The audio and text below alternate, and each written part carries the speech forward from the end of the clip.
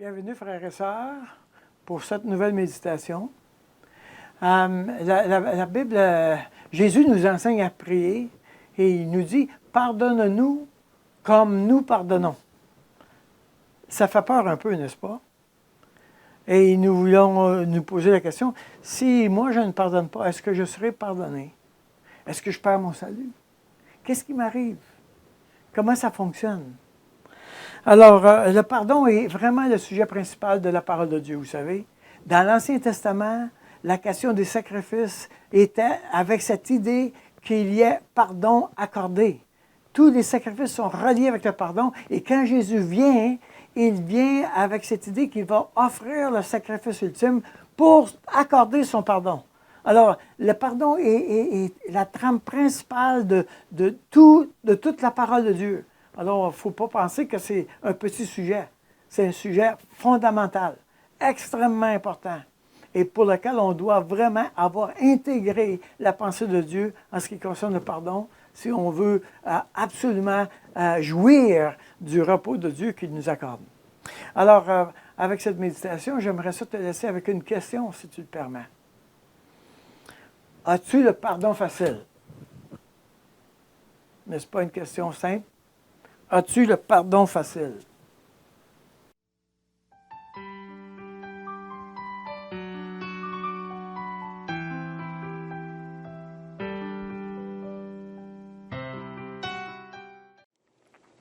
Le pardon est proportionnel.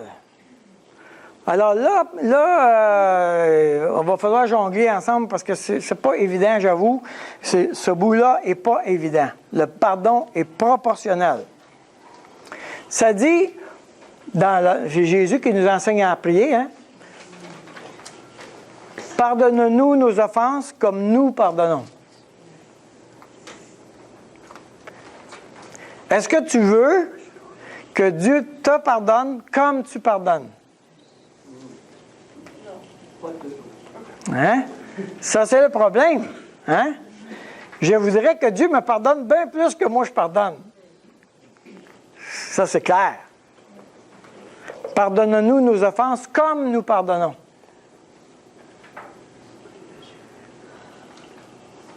Alors, je reviens avec les fameux mots. Manquement au paiement. Quand ça dit « pardonne-nous nos offenses comme nous pardonnons », c'est le manquement au paiement, au fait léma. Pardonne-nous nos manquements au paiement, comme nous pardonnons à ceux qui manquent au paiement envers nous. Vous me suivez? Oui. Restez bien présents là parce que je suis en train de jongler un petit peu là. OK? Alors, pardonne-nous nos manquements au paiement comme nous pardonnons à ceux qui ont manqué à leur paiement. Alors là, Jésus fait un exemple. Il nous donne un exemple. Dans Matthieu 18, on revient, j'aurais dû vous dire de garder le doigt là. Matthieu 18, ça dit que le serviteur se fait remettre sa dette. Vous connaissez cette histoire-là déjà pas mal. Okay? Verset 27, ému de compassion, le maître de ce serviteur le laissa aller et lui remit la dette. Donc, il a remis la dette. Après qu'il fut sorti, ce serviteur rencontra un de ses compagnons qui lui devait 100 deniers et le saisit et l'étrangla en disant « Paie ce que tu me dois ». Son compagnon se jeta à terre, le suppliait en disant « Aie patience envers moi, je te paierai ». Mais l'autre ne voulut pas et il alla le jeter en prison jusqu'à ce qu'il ait payé ce qu'il devait. Ses compagnons, ayant vu ce qui était arrivé, furent profondément attristés et ils allèrent raconter à leur maître tout ce qui s'était passé. Alors, leur maître fit appeler ce serviteur et lui dit « Méchant serviteur, je t'avais remis en entier ta dette parce que tu m'en avais supplié. Ne devais-tu pas aussi avoir pitié de ton compagnon comme j'ai eu pitié de toi? » Et son maître, irrité, le livra au bourreau jusqu'à ce qu'il ait payé tout ce qu'il devait. C'est ainsi que mon Père céleste vous traitera si chacun de vous ne pardonne à son frère de tout son cœur. Honnêtement, ces deux versets-là, pardonne-nous nos offenses comme nous pardonnons, et ce texte-là, je l'ai compris juste cette semaine. C'est pas croyable comment ça prend du temps à comprendre des affaires.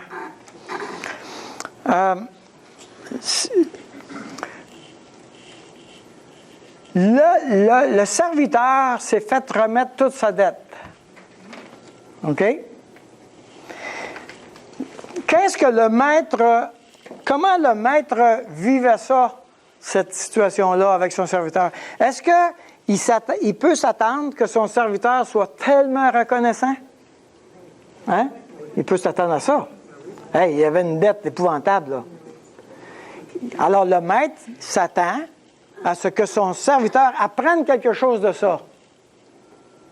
Qu'il apprenne que, de la même manière que moi, le maître, j'ai eu pitié, moi, Dieu, j'ai eu pitié de toi, de la même manière, tu devrais avoir appris que tu devrais faire la même chose avec les autres. Vous me suivez?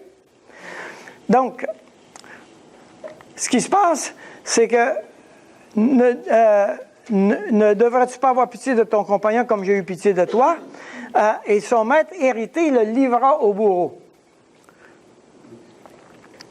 Maintenant, les commentateurs, les théologiens sont tous d'accord à dire que la question de livrer au bourreau, c'est toute la question des épreuves, des choses difficiles de la vie, toutes les places où je perds mon repos.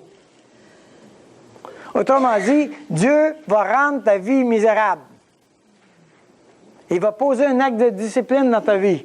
Tu n'as pas voulu faire ça avec quelqu'un, toi qui as eu tellement un grand privilège, bien maintenant, je vais te rendre la vie misérable jusqu'à ce que tu comprennes que tu dois avoir pitié des autres qui n'ont pas fait leur paiement, comme moi, j'ai eu pitié de toi, de ce que tu n'as pas fait ton paiement. Autrement dit, le serviteur, la dette n'est plus le grand montant. La dette, c'est d'avoir l'attitude, la nouvelle attitude. Tu n'as pas eu la nouvelle attitude qui est venue avec ton pardon. Tu aurais dû avoir cette nouvelle attitude-là. Donc, puisque tu ne l'as pas eu, tu es en dette avec moi, parce que je m'attends à ce que toi, tu aies la nouvelle attitude. Vous me suivez? C'est un peu alambiqué, hein? Alors, on va faire une paraphrase. Alors, le maître fit appeler son serviteur et lui dit, « Méchant serviteur, je t'avais remis en entier la dette parce que tu m'en avais supplié. Ne devais-tu pas aussi avoir la même attitude que moi? » Voyez-vous cette dette-là, la nouvelle dette? Ne devais-tu pas avoir la même attitude que moi? Je t'ai regardé comme quelqu'un qui ne pouvait pas payer sa dette. Le gars, il ne sera pas capable de payer. Je t'ai regardé comme ça, comme quelqu'un qui n'est pas capable de payer. Ne devais-tu pas regarder l'autre comme quelqu'un qui ne peut pas payer sa dette envers toi? Et le maître le laissa dans un non-repos, jusqu'à ce qu'il adopte la même attitude que son maître, en reconnaissant que les autres non plus ne peuvent payer leur dette envers lui, tout comme lui ne pouvait pas le faire envers son maître.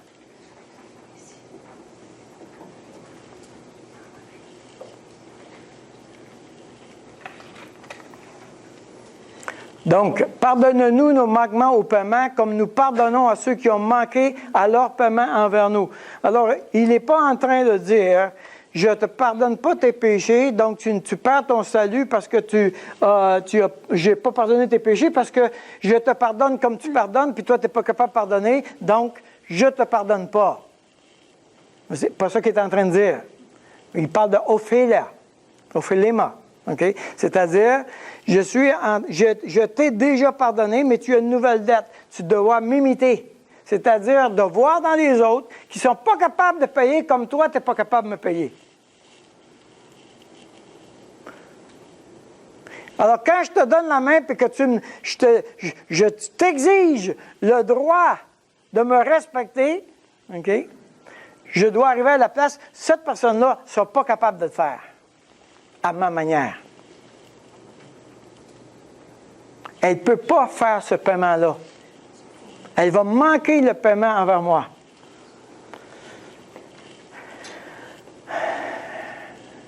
Voulez-vous de la glace pour refroidir votre cerveau?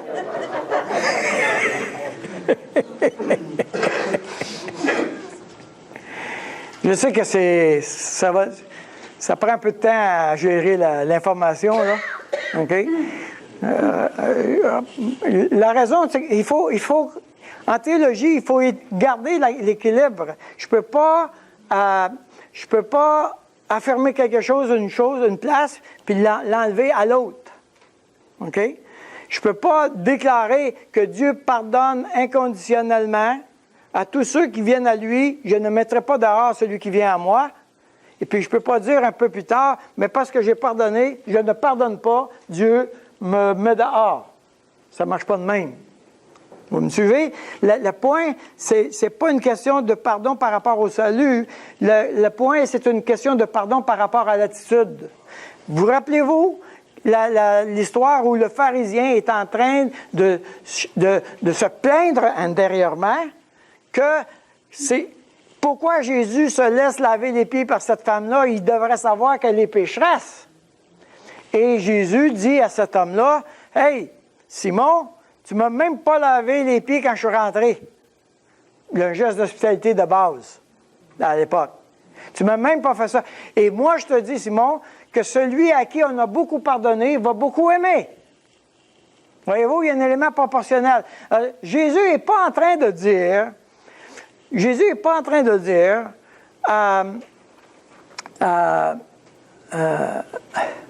retiens mon pardon. Jésus est en train de dire, je voudrais que tu expérimentes la pleine grâce de quelqu'un qui a cessé de réclamer un paiement envers toi et que tu le transposes vers une autre personne et tu cesses aussi de réclamer le paiement envers les autres. Autrement dit, plus je vais être conscient que j'ai été dans une situation où on n'a pas réclamé ma dette, pourquoi je le ferais aux autres? Moi, je ne pouvais pas payer, cette personne-là ne peut pas payer. Alors, nous avons vu que Dieu veut nous apprendre une nouvelle attitude, une attitude qu'il a lui-même envers nous. Il sait très bien qu'on ne peut pas payer la dette que nous avons contractée avec lui. Il sait très bien. Et il nous rappelle que la dette que nous avions avec lui est énorme, absolument énorme. Mais il dit, je veux te rappeler que toi non plus, toi aussi, tu dois t'investir avec l'idée que les autres non plus ne peuvent pas payer la dette qu'ils ont envers toi. Et ce que j'aimerais, mon frère, ma soeur, c'est qu'on apprenne ensemble que les dettes que les autres ont envers nous, personne ne peut les payer. Et Dieu nous invite à adopter l'attitude qu'il a lui-même, de payer pour l'autre la dette qui lui est faite. Permettez-moi de terminer avec un mot de prière. Ô Dieu, je veux répondre à ton appel. Je veux t'appartenir, mais hélas, je suis si faible et infidèle. Comment pourras-tu m'affermir, me relever? Tu m'apprends à pardonner, mais moi, je n'y arrive pas. C'est toi seul qui peux m'apprendre à te servir et à régner dans mon cœur. Sans toi, je ne suis rien. Accomplis ta promesse et je vivrai. Tu me donneras ton repos et j'aurai la vie en abondance. Apprends-moi à vivre comme toi